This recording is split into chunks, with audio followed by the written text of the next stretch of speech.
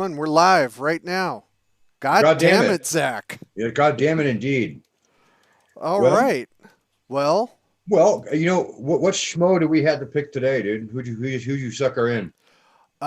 so there's this kid that's been hanging out at the dumpster behind my house. And I drug him into a house with some bookshelves.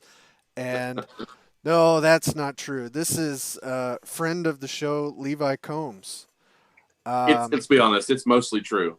Yeah. it is mostly true. So before we start getting into what we're going to talk about today, we're going to go through a little bit of a walk down memory lane Ooh, memory for lane. the people who don't know Levi Combs as well as we do. I created a little photo montage. All Oh right. no. So the first thing that I remember from Levi Combs was this luscious little beauty. Talk to us a little bit about how this came to be there, Mr. Combs. I know you've told this story on this show before, but We we're like it. I've got a plan. So tell us about Okay. Jungle Tomb. So that was my first module. I was looking to kind of try to make my break into the hobby a little bit, and a fellow friend of ours, Casey Christopherson, he kind of opened the door for me and helped me out and kind of gave me some mentorship, some good advice, and What would he know? He's only been doing it for 20 years. What would I he know? know. and, and basically he just said, "Hey, listen, stop your whining and write the damn thing," which is what I did. And then an 8-page project turned into 16 to 36, and then finally 64 pages because I couldn't kill any of my darlings and I couldn't edit myself. So, and there you have it. You have Jungle Tomb with a Mummy Bride. Yeah, and like I've told people when that came out, that was what pushed me over the edge on Crypt of the Science Wizard. Was seeing that, seeing the love that you put into that book. It was like, all right, I got to stop just telling people what to do or pointing out what they're doing wrong and just put up or shut up. And I haven't shut up since. So, uh, yeah, no, okay. So, Mummy Bride, and then we go to Oh, I got to bring it up every time we talk about Money Bride. okay, That video was the best video until the next video. I swear yeah, to God. yeah, It straight was up. awesome. SKULLCANO's video is even better, and I know it's totally legit. Um, Copyright, no problem. No, but the video for Mummy Bride was the best video I ever seen for Kickstarter first try for anybody. And, Oh wow, and it's it's awesome. I It's don't great. watch videos normally. Normally I hate them. I Yeah. find them boring and irrelevant. But yours was not. It was really good, and I think it did a lot for actually selling it, which I think you should be real proud of because that's a Oh, hard thing to do as a absolutely. first time creator. Oh, awesome. My good friend Nate O'Gwyn, he works for. I don't know if you've ever heard of Zombie Go Boom. They're there's the company where they have a bunch of videos where they take different weapons and they basically just cave in the skulls of these all This these is a zombie company. mannequins. I'm in the Yeah, it's wrong like a company. This is the best, most badass company I've ever heard of. It's Yeah, awesome. that's great. no, I mean they have they have millions of followers on YouTube, and they're No uh, they're kidding. they're pretty legit. But years ago, I was bartending with this guy. It's kind of a side gig, and he would show me these videos on his phone for this company, Zombie Go Boom. This is really great. So when it came kind of time to do my own thing, I reached out to him. I said, "Hey, I've got this idea. I want to make it look like I want to make my video look kind of like an old grindhouse trailer, and put like this cheesy like 40s newsy voiceover over it, which is actually my voice." And so he just cobbled it together, and there you have it, man. It did turn out very well. He's very talented. Oh, it's great. Your videos for all of your stuff are just fantastic. They're great. Well, Uh, they don't tell me, man. Nate is he's the guy that makes it look good, not me. yeah, I hate doing those, man. The one that I did was a PowerPoint presentation that my wife put together, and that was the only way I could do it the way I wanted to. So, All right. Well, so we go from the jungles and a mummy bride, which I assume is some kind of undead foul creature in a jungle. And then we take a nice journey to a howling crater with robots.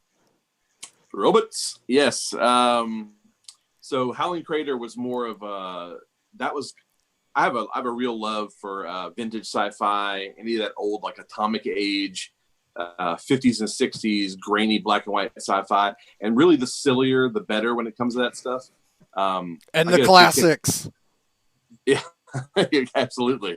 Like Plan 9 from Outer Space and them, about the giant mutant ants and all those old, like I said, all those old classic sci-fi. Yep, we've all got them. Yeah, there you go. I love it. I coupled that with my literal fascination with grindhouse cinema. There's literally a genre inside of a genre in grindhouse cinema called hillbilly exploitation, and it's I'm all writing about that one down. Yeah, okay. First of all, can you define grindhouse? I promise. Define grindhouse for those of us who are too dumb to know. Oh, well, grindhouses were these really cheap movie theaters back in the 60s, 70s, and early 80s, where they would you'd pay a very low fee to get in, and you could just watch movie after movie after movie. The downside of that is that they're pretty low rent. A lot of times you get drunks passing out, people shooting up. There was like North Texas, It was well, there you go.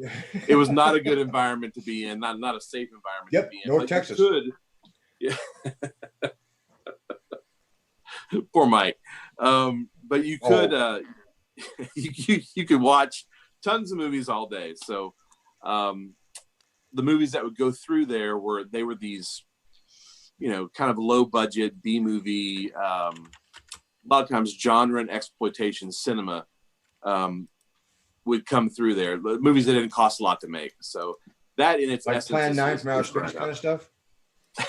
Well, more like The Hills Have Eyes, or the Texas Chainsaw Massacre. Believe it or not, as popular it is now. It started out as a grindhouse movie. Absolutely. It was very low budget, but it was one of those things like Star Wars. It just caught on, and then got word of mouth, carried it all over the country. So I have a T-shirt from the Texas gas station resort where they do the tour for Texas Chainsaw Massacre, and it's this great big gas station in the shape of Texas. So when I wear it to work, people are always like, "Yeah, Texas, nice." I'm like, "You don't even know what you're talking about." My manager finally asked me. She goes, "What's the Texas gas station?" That's the urban legend of Texas Chainsaw Massacre. And she's like, yeah, try the barbecue. Yeah, don't do that anymore. Don't wear that shirt. And that was like 2 days before we got sent home for coronavirus working from home. So, well, you're an easy choice to send home then, huh? I am almost always an easy safe bet. Now back to hillbilly grindhouse as hillbilly exploitation, right? Right. Well, what is hillbilly exploitation? You must explain. Yeah, that's just not something you can float out there. We're gonna need some more. Well, to be fair, there's all they tag exploitation on the end of anything. There's nun exploitation, where it's about killer nuns. Like, believe it or not, there's a whole subgenre of grindhouse cinema about nuns who get revenge on people who have wronged them. There is there's the revenge exploitation, which is all it's usually about a young pretty girl who's been wronged, and she goes Last House on the Left. Yeah, Miss 45, or those kind of movies. And really, they tag that on to anything. There's gore exploitation, mutant exploitation. Zach, you are so sheltered. I know. There's so much stuff. Because again, these movies they were so cheap and easy to make. They would just pump them out, and they would just go into the grindhouse and stay for anywhere from 6 weeks to 6 months and until they got their money back. So, well, yeah. Here's what that should shock nobody. Angelia from Total Con has just stated that she loves the Texas Chainsaw Massacre, followed by Jim Wampler, loving women in prison exploitation movies. Yeah, that I've seen a ton of those. I'm not proud of Yeah. it, but I have. Really? There are a ton Yeah. of those. Oh Wow. yeah, dude. I really am missing out. Okay, so controversial question the first to Mr. Levi Combs, lover of grindhouse Exploitation. films. No, not lover of exploitation. No. 3 from Hell. Thumbs up, thumbs down. Well, creatively, you have to love it because it's somebody's vision that they executed. They didn't have a whole lot of No, studio interference. No, that is not accurate. Just because somebody creates something, I don't have to love it. I can say that's shit and you're stupid. No. I don't mean that you have to love the film. You have to love the fact that they got to make it. Yes. Okay. Rob Zombie, whether you love him or hate him, he executed his vision. He got the movie that he wanted. Now, whether or not that's a good movie, I don't think so. I don't think it was very good. I kind of nodded off during the second half. Like it kind of felt like a cash in, but I'm really glad that it exists, that he got to make it. He got to make the movie that he wanted to do and put a gift wrap on that whole trilogy. As a counterpoint, I thought the movie was hilarious in probably all the wrong ways. The fact that I will say that movie is hilarious and I enjoyed it probably means there's guys with butterfly nets going to show up at my doorstep pretty soon. Probably. But this is what we can expect in Occurrence at Howling Crater. Talk about the family. Yeah. Right. So again, we kind of got off track with the hillbilly exploitation. It's really about the forgotten folk who live in these out of the way places, and these degenerate families. Again, the Texas Chainsaw Massacre, The Hills Have Eyes, Wrong Turn, and even really 3 from Hell, and all the movies that preceded it. Those are all great examples of. Do these all happen in Texas? What's that? All these movies, were they based in Texas? Maybe. A lot of them are in Texas and Mexico. Right, they Nevada, are. Some are in New Mexico. Yeah. However, some things that are weird like this happen in Tennessee because we have a family story where one man shot another man and stuffed him in an outhouse, and the crime was never investigated. It was never investigated for 2 reasons. Tell my wife that story. For one reason, the guy was dumped in an outhouse. Second reason is the guy that did the shooting was the local sheriff. And this happened in my family tree.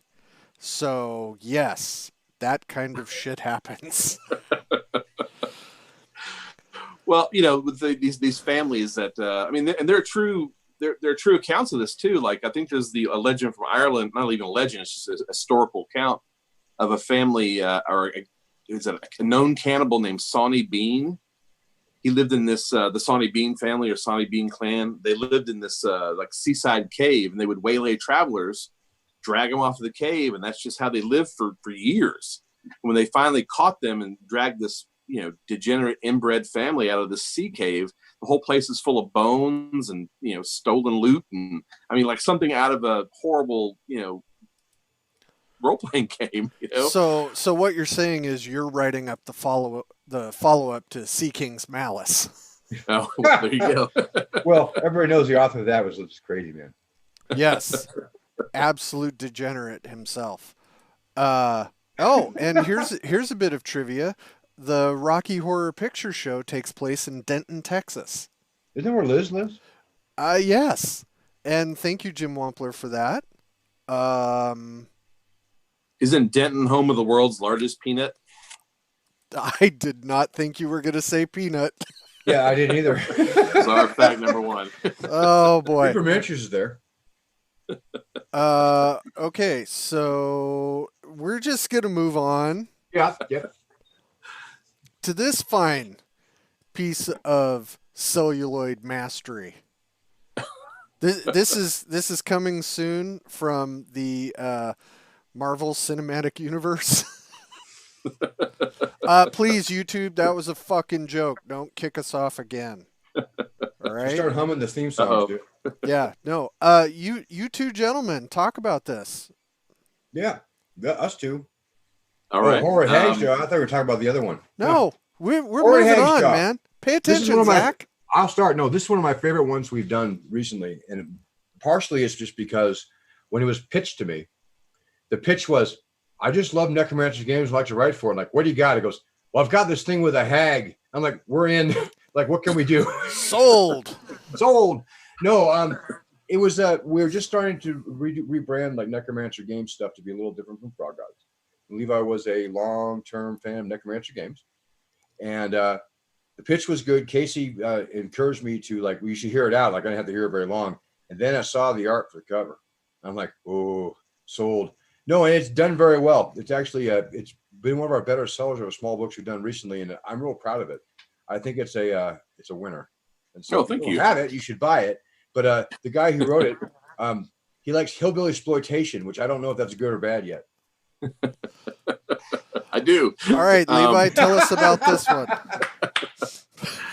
Horror Out of Hag's Jaw is, I'm a huge fan of H.P. Lovecraft. And it's not even really the Cthulhu stuff. It's really, I like all the mythos behind it.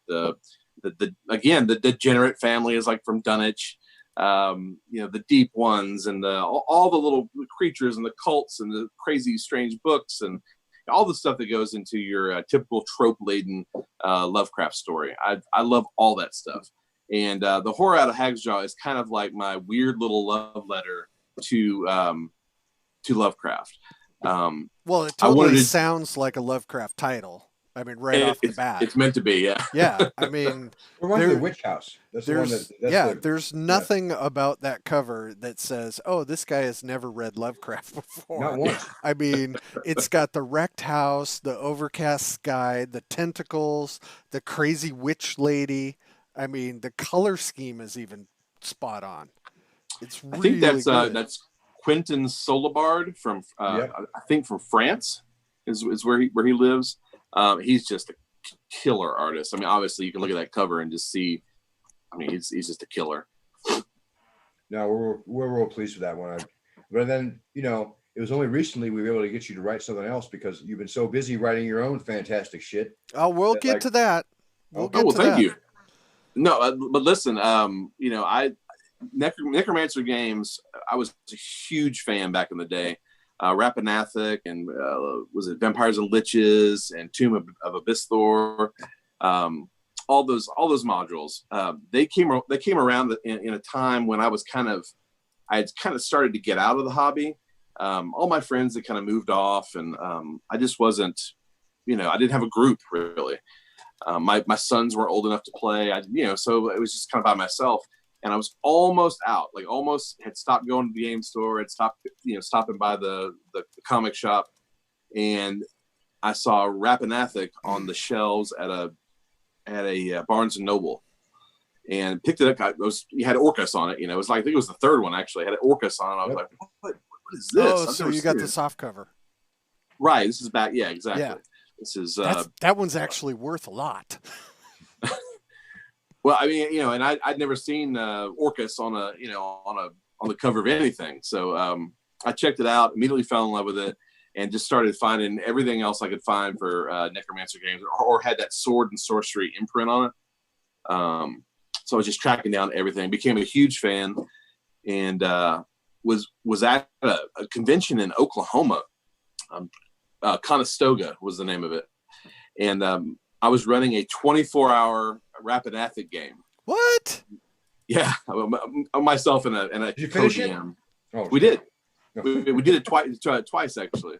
But we ran this 24-hour game, and then this guy comes walking in, and he's like, "Hey, what are you doing? What is this?"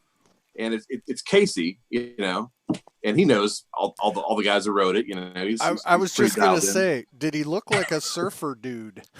Yeah. From Kansas. Yeah, absolutely. Yeah, so that's how you use the word man a lot, because you say man all the time. For sure. Man. Yeah, but then that's just kind of how that evolved. It went from a small con to we were just friends for years, and then finally to making my own stuff, and then to the horror out of Hagsjaw. Well, speaking of that, once we go from horror of Hagsjaw, tell us a little bit about this thing you got going on here. Well, first off, did you guys get your copies yet? I did not. I don't think. Okay. Should be arriving any day. Okay. That is my very first design. It's 48 pages. Oh, Flasher, yes. I got it. It's great. No, it's really great. Okay, good. No, I was really pleased. Mine's further away than Zach's, so it'll be Fair here enough. soon. I just want that nebulous North Texas version.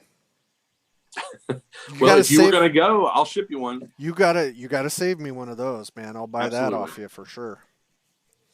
It's essentially the same. Look, I'm not trying to bury the lead or anything, but it's essentially the same book, different cover. I mean, not even really that different of a cover, but one of the maps on the interior was done by our friend Ian McGarty. Yeah, I recognized that when I saw it. It had to say the right smell. You smell like a leprechaun. So what made you decide to do this one?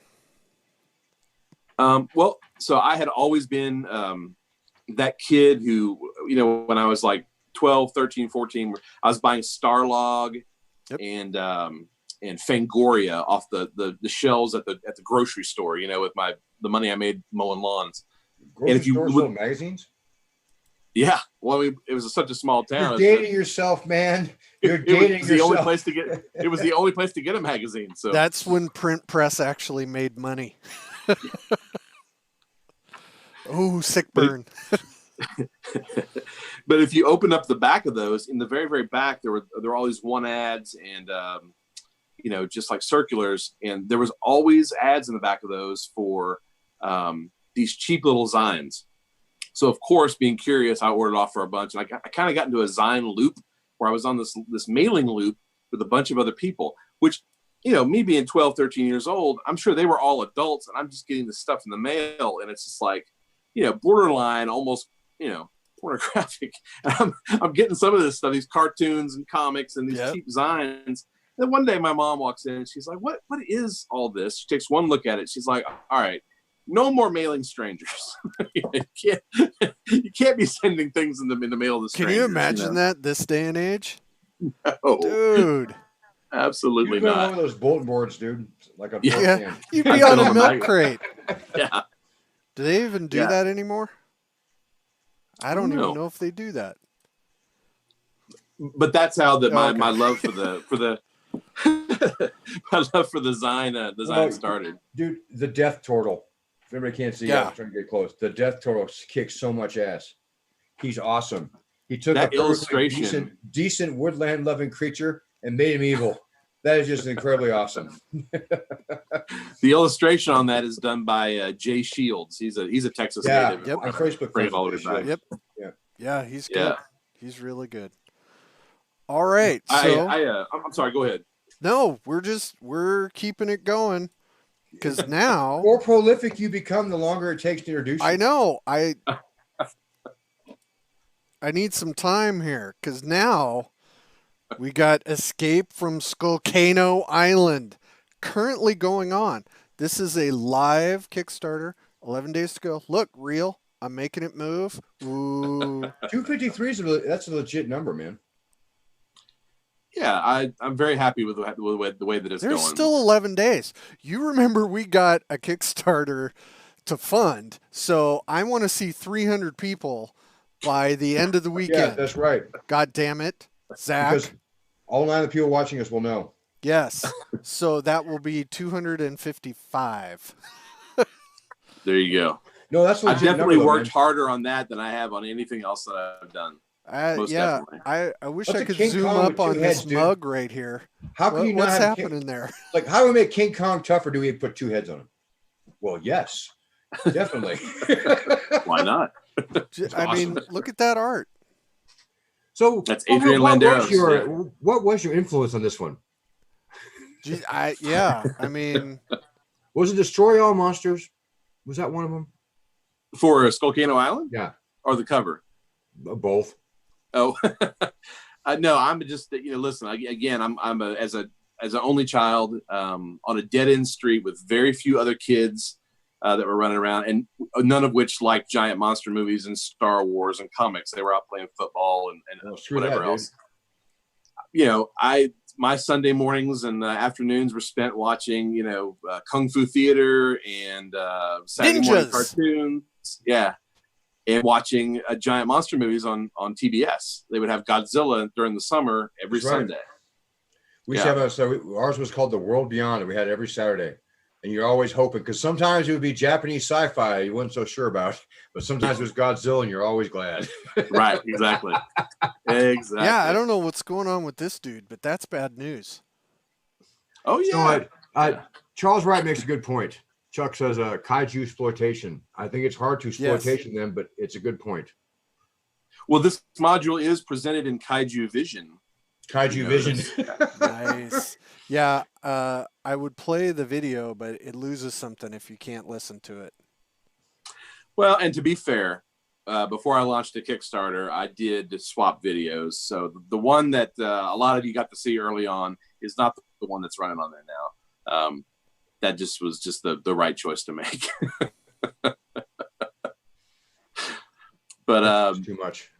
Awesome. Yeah, well, yeah. Hey, this is our buddy Wonky.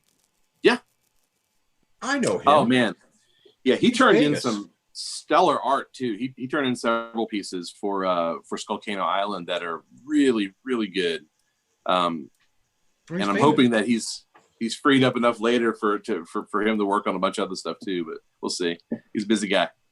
Well, he is a busy guy. That's because he's famous. Super famous. And about the nicest person, honest. I don't know if he's listening, but about the nicest he's person. Definitely the nicest person we've had on our show.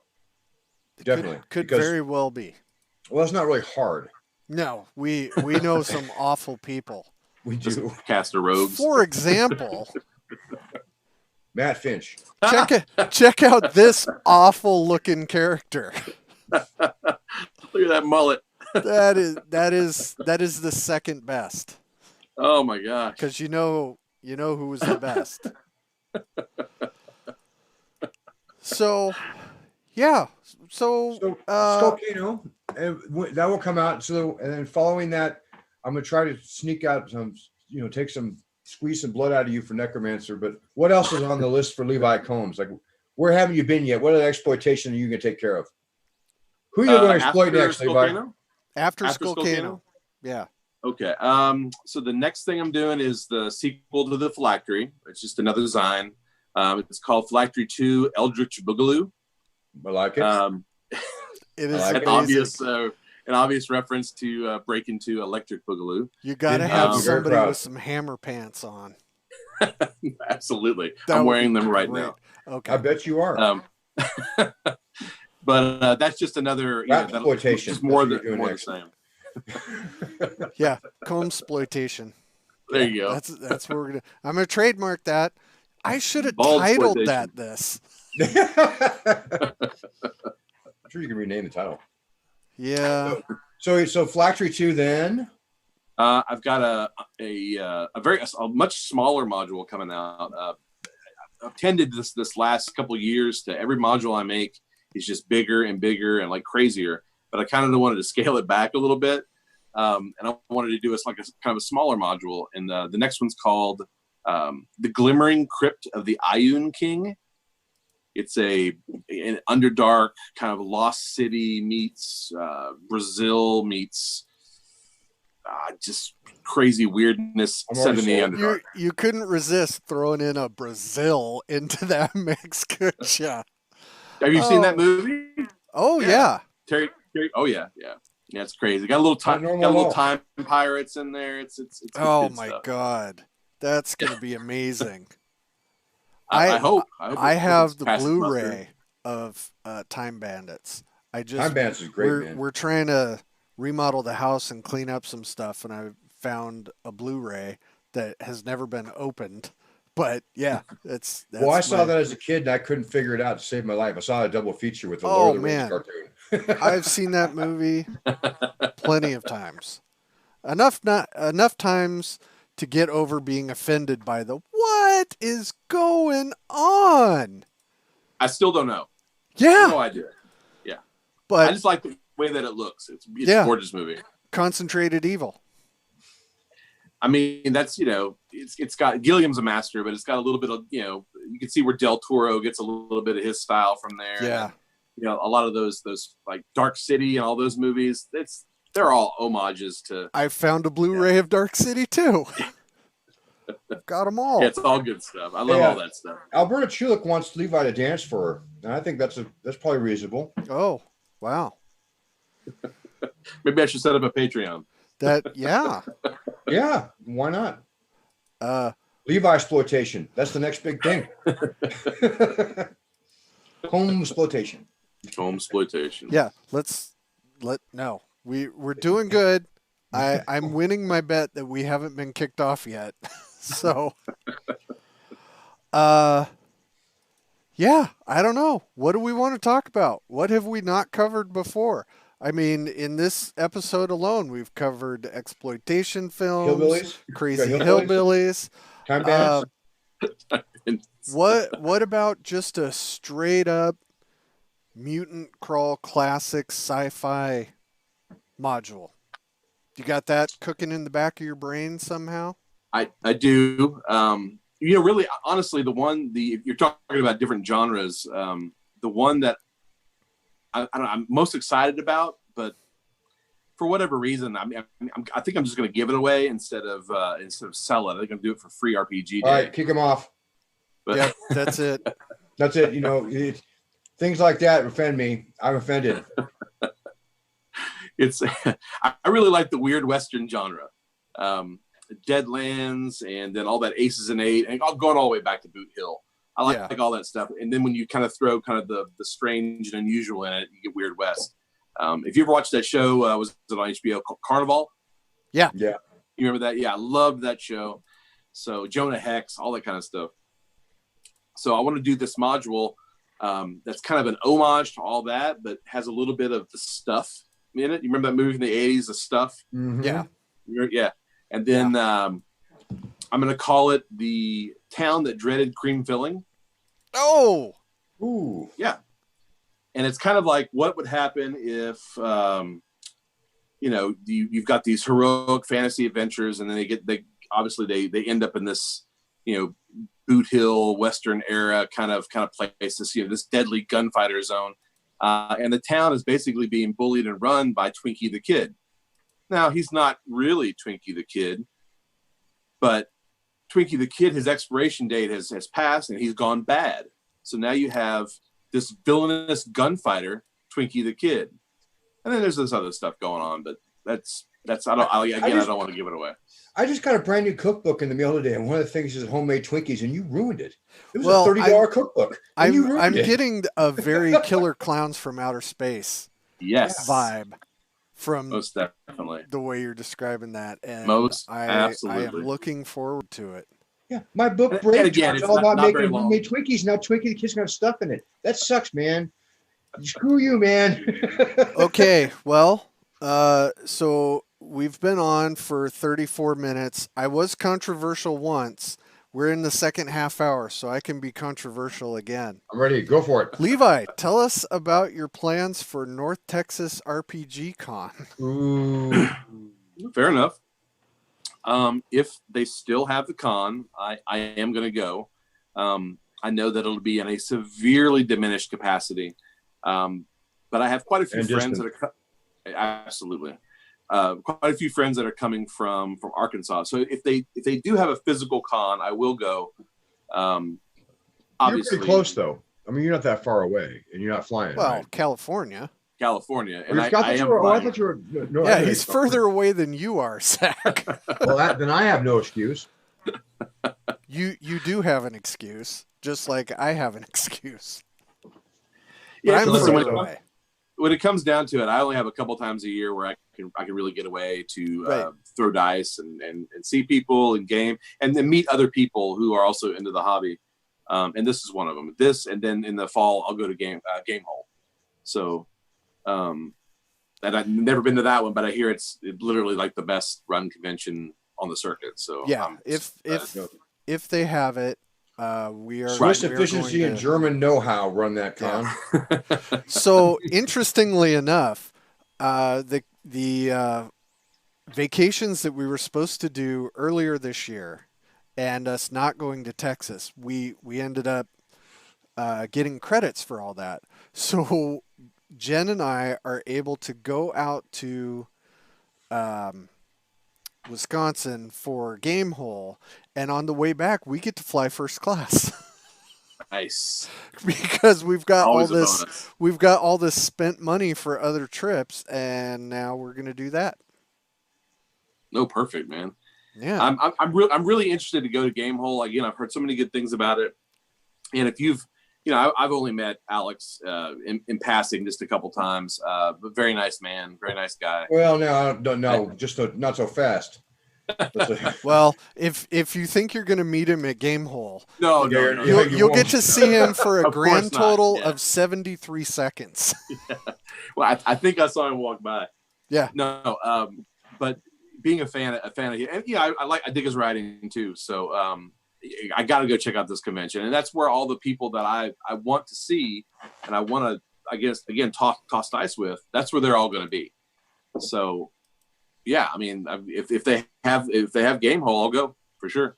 So I have a question about virtual cons. Before I get to my question, I just want to say one thing: is that we're going to have Frog Game Day coming up, and your table is the most excited table there. There are already people who are rolling up characters and talking about what class they're going to be. And I'm not even sure you visited that table yet. I did. I visited it today. Yeah. All right. Well, I just want you to know that.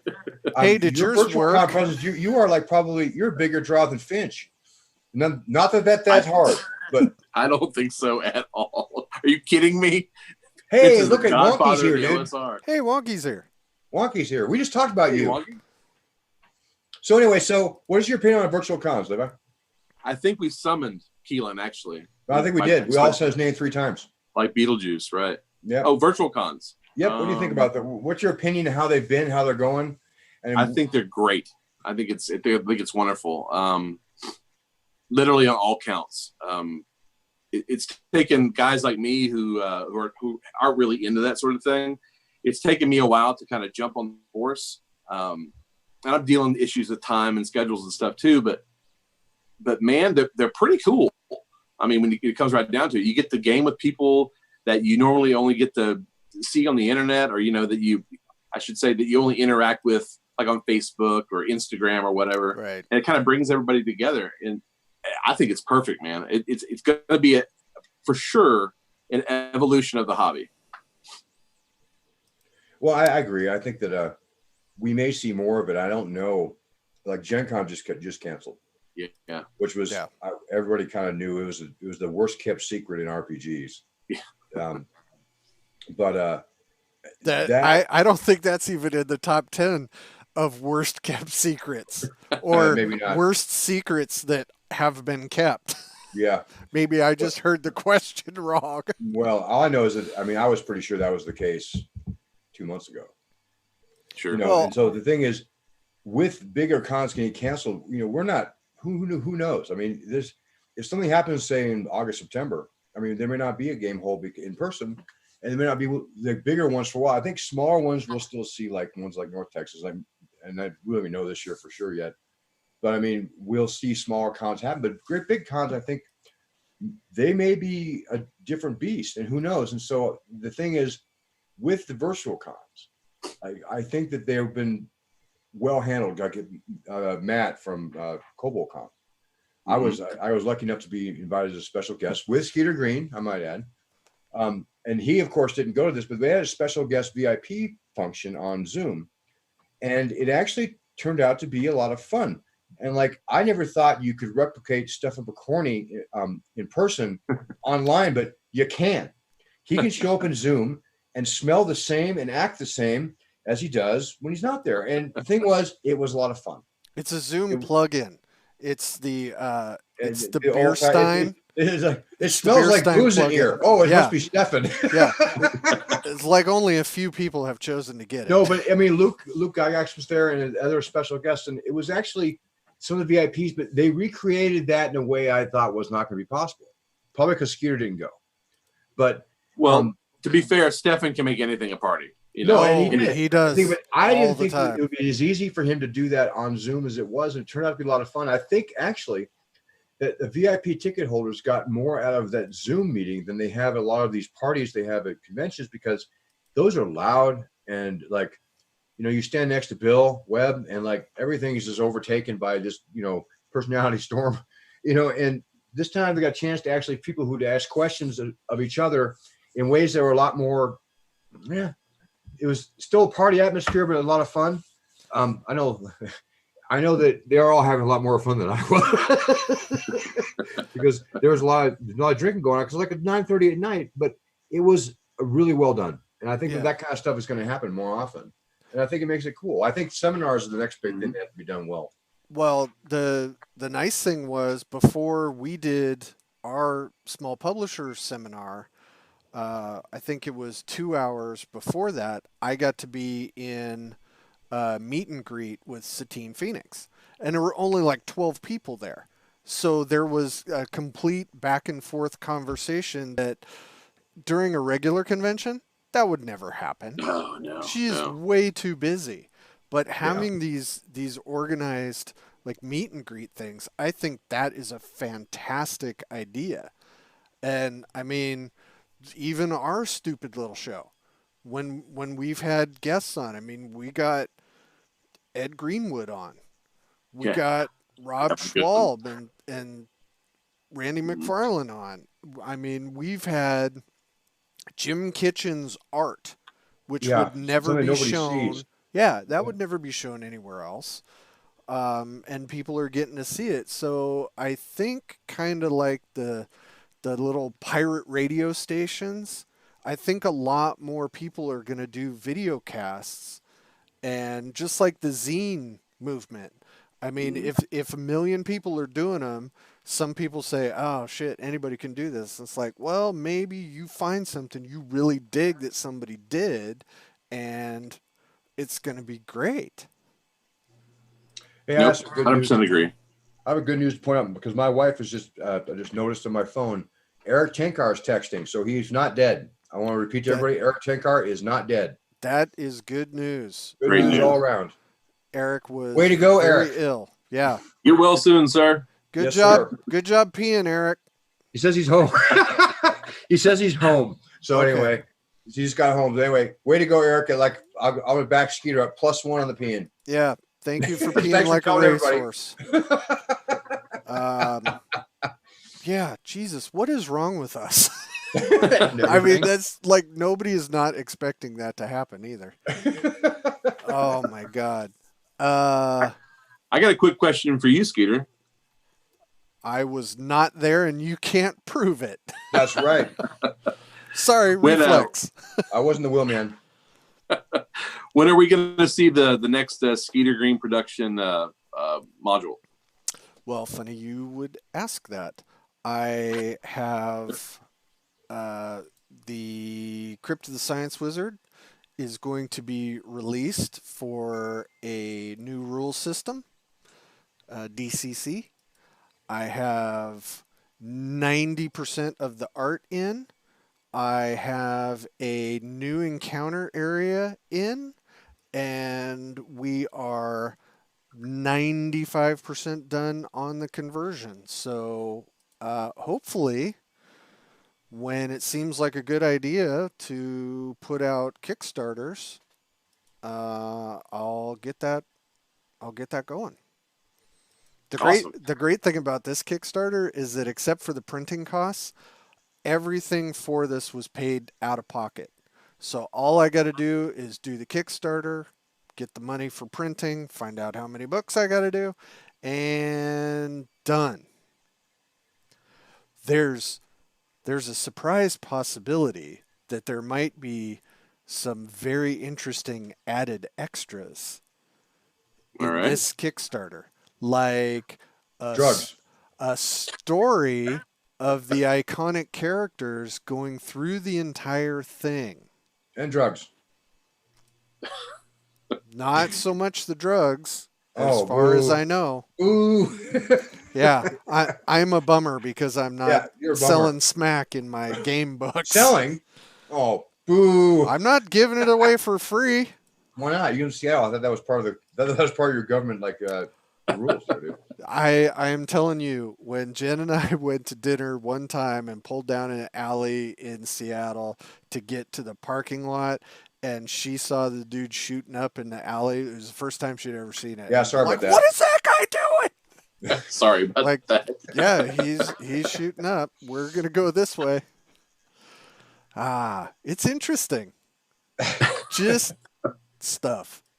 Yeah, so that's what's happening with Crypt, and there is another book that is being written and potentially going to come out in the early 2021. I know you've been notoriously tight-lipped about this, but is there anything that you can tell us? It's strangely a book about diseases. What a coincidence! It is, and this was started before our current timeline. It's a book about mutant diseases, so it might be very timely. Yeah, it might be, but then yes, indeed. Yeah, no, it's crazy. Patient Zero. Yeah, that's one of the things that's in the book. All right. And it's awful. It's for it might be for the post-apocalyptic game rule set of your choice. So MCC. I didn't hear that. I don't want to exclude Well, that's anyone. the one of my choice, so. Hey, maybe it's for aliens.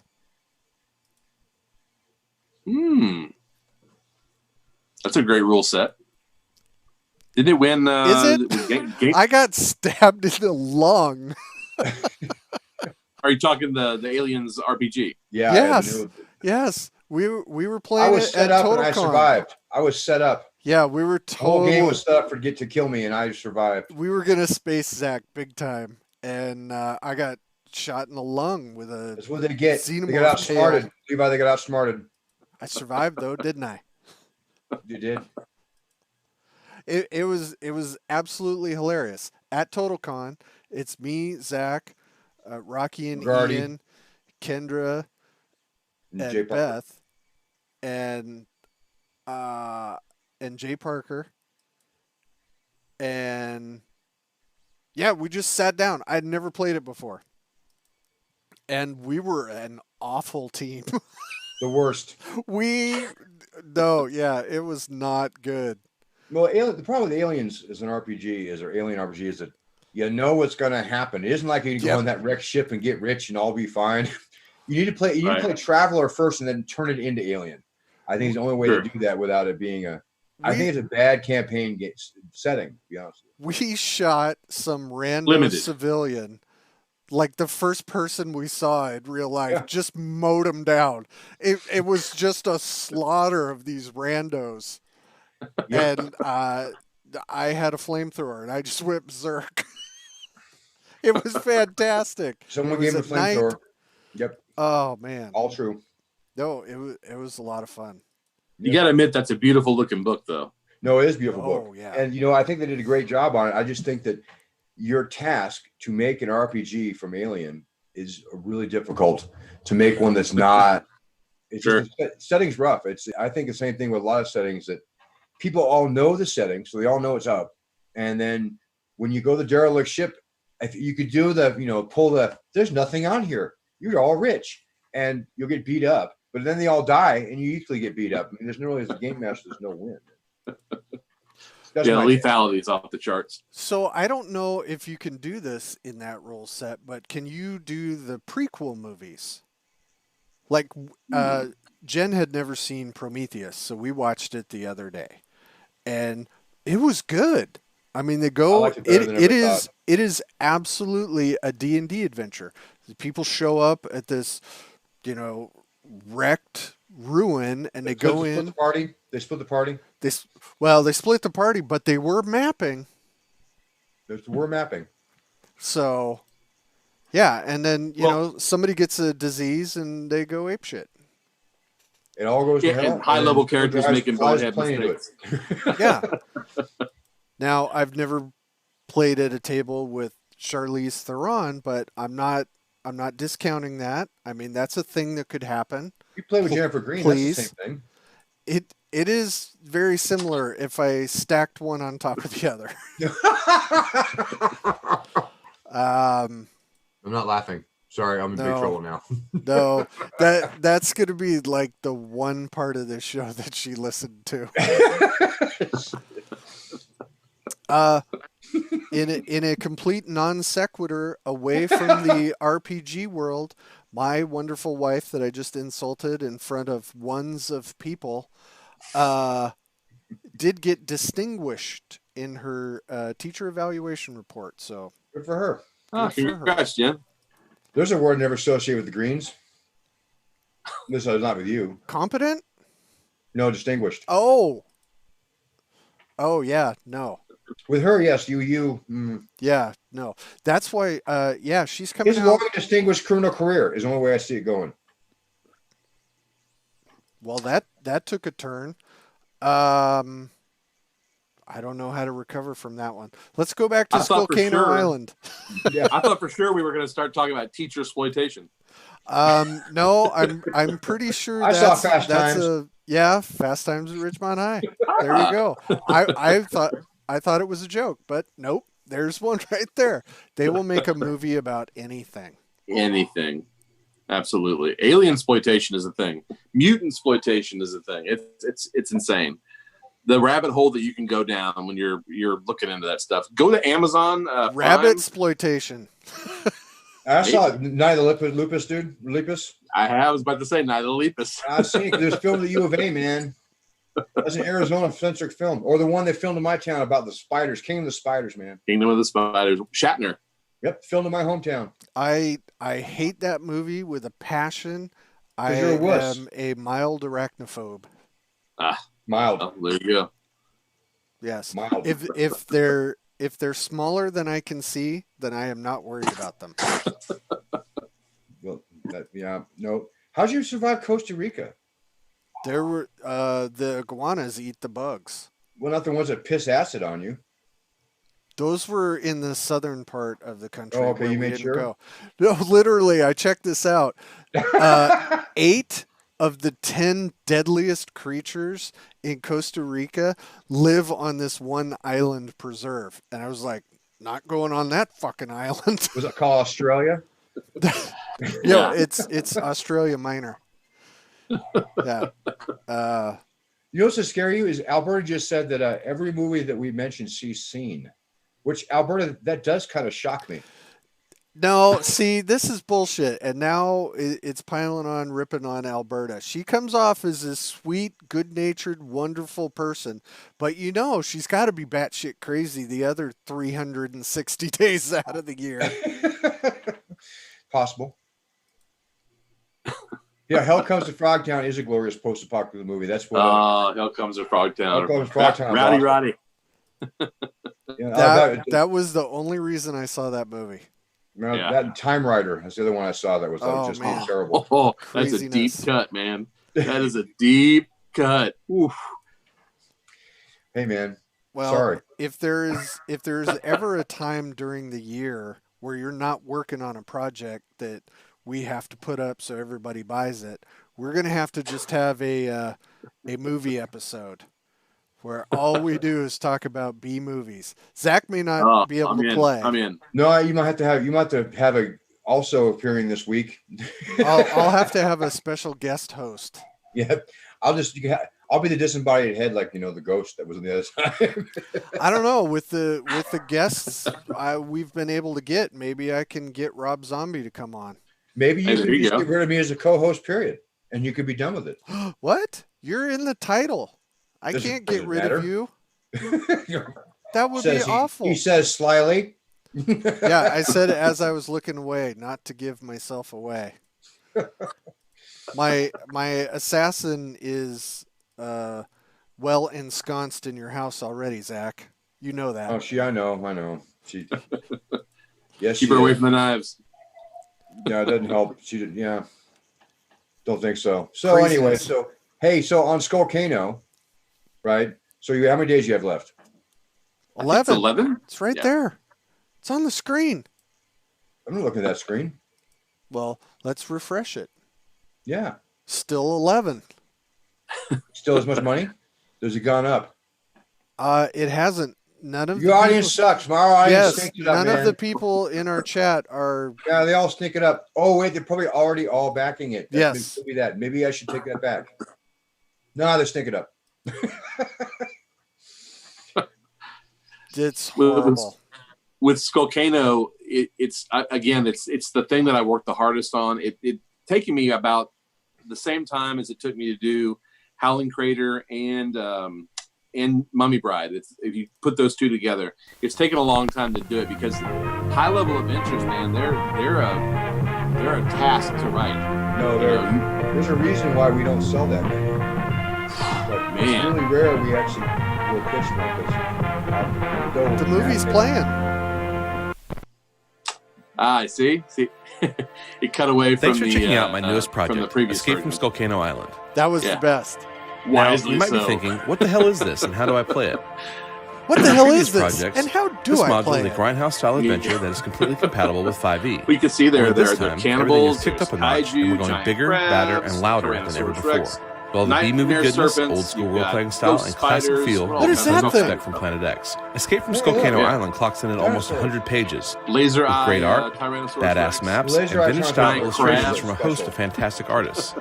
For this adventure, we've Got paid some homage to the mad classic cultists giant and monster all films of I still yore, have a- along with a healthy How dose do of we make kaiju Tom cinema Tucker? straight It's out of the wonky ground. I make the Tyrannosaurus cover. We've Give him a pulled out all the laser eye. stops and collaborated with top-notch absolutely talent. Lasers So on we're a stoked to see this freaking funded T-Rex. and get it into your hands. Yours is like stinking. Thanks for like watching Japanese and taking a look kaiju at our project. with an extra testosterone, just in case.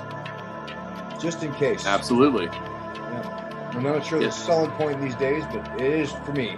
I'm all for I it. wonder if YouTube's going to ban us for doing that too. I got a question though. I was going to ask earlier, I forgot. Why Planet X games? Oh, that again goes back to my love of extremely cheesy, low-budget sci-fi movies. Planet X is kind of you could call it a trope in old science fiction, Yeah. the atomic age, old sci-fi. There's always it's the creature from beyond Planet X, or the pulsating egg from Planet X, or the whatever. It came from beyond Planet X. That's essentially where it comes from. It's just Those my are love all- of old. Those are all titles of adventures forthcoming from Levi Combs' sick, twisted mind. It is sick and twisted, but it remains to be seen.